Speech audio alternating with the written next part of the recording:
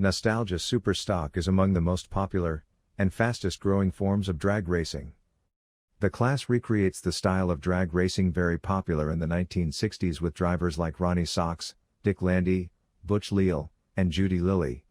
The roots go back to the early 1980s, when retired superstock racers Dave Jewell, Arlen Vonka and others started exhibition racing. The popularity of the class evolved into a category of drag racing with hundreds of cars and drivers competing in championship series and large nostalgia drag racing events. The spirit of drag racing has the same models of cars that race superstock but with certain safety equipment updates.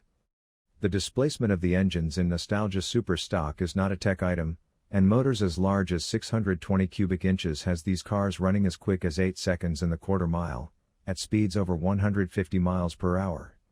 While there are many different series, clubs, and events running the rules most run were developed and agreed by representatives from most of the clubs. The largest annual race is the Dave Jewell Classic, which has seen as many as 90 Nostalgia Superstock cars compete in what is considered the class national event. The event is currently run in the fall at Beach Bend Raceway in Bowling Green, Kentucky, in conjunction with the National Muscle Car Association. Dave Jewell's son, Doug, organizes the event, which draws competitors from all over the country. Nostalgia Superstock is an index-style foot brake-only class for the year models, body styles, and engine combinations which raced in the superstock classes of the 60s. Exceptions in the authenticity of these cars will be allowed, for instance those relating to safety, equality and performance, availability, and durability. Sandbagging, excessive braking near the finish line or excessive mile per hour for a given ED is subject to result in a disqualification. The class will qualify by elapsed time closest to index, be paired according to qualifying positions, and then advance to eliminations. These cars were permitted to race in the class.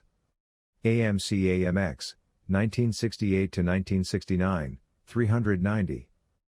Chevrolet Full-Bodied, 1959-64, 348 and 409s, 427.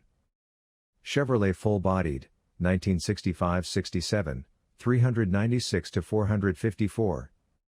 Chevrolet Chevelle, 1964 to 1967, 396 to 454. Pontiac Full-Bodied, 1959-67, 389 to 455. Tempest/GTO, 1962-67, 389 to 455. Ford Full-Bodied, 1959-67, 390 to 427. Ford Thunderbolt, 1964, 427. Fairlane/Comet/Cyclone/Falcon, 1963-67, 390, 427. Dodge/Plymouth Full-Bodied, 1960-67, 383 to 440 Wedge. Dodge/Plymouth Full-Bodied, 1964-67, Hemi. Buick Full-Bodied, 1960-67, 401 to 455. Skylark G's, 1964-67, 401 455. Chevelle, 1964-67, 396 to 454. Oldsmobile Full-Bodied, 1960-67, 394 400 455. Cutlass/442, 1964-67, 400 to 455. Dart/Barracuda, 1967-69, 383 to 440. Dart/Barracuda, 1968, 426 Hemi.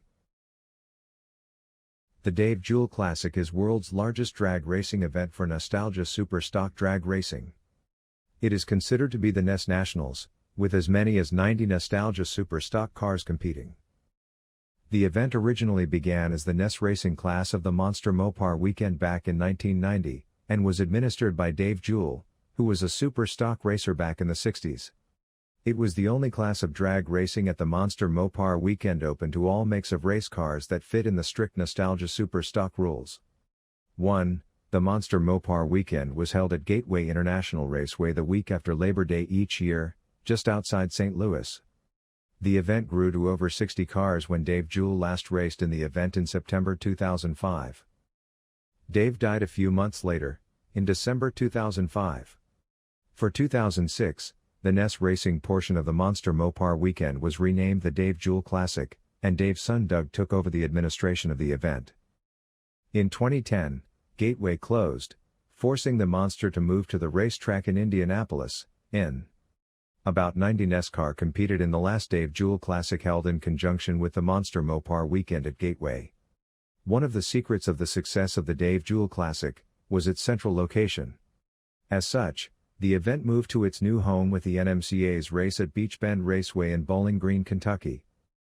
In addition to the NES drag racing that is popular with both the drivers and the fans, the NES drivers are treated to a sponsored drivers' dinner on Saturday night, immediately following class eliminations.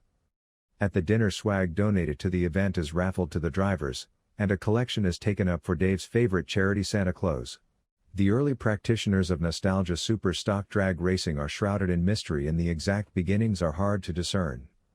In clear contrast, the original source of the sport is clear. For many World War II military veterans, and in increasing numbers, Korean War veterans and post-World War II baby boomers, American automobile culture became the highlight of their young and middle-aged lives, complete with both home-built and later on, Detroit-produced available to the public muscle cars, paraded nightly at drive-in restaurants and raced on weekends at the drag strip. Started in the sales competition between the major American automobile manufacturers General Motors, Ford and Chrysler in the 1950s and 1960s, fueled by low-cost oil and the horsepower available from ever larger and more powerful V8 engines underneath two carburetors, and administered by sanctioning organizations such as the National Hot Rod Association. Stock, Super Stock, Top Stock and Junior Stock Eliminator racing was both a participant and spectator racing favorite in a golden age from approximately 1955 until 1971.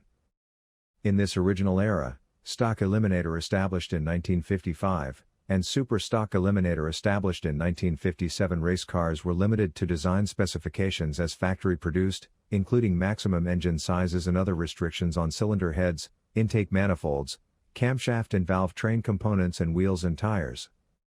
These cars, many street-driven to the strip and then back home after the race, were grouped in fast to slow in alphabetical classes determined by horsepower to weight factors in wide ranges.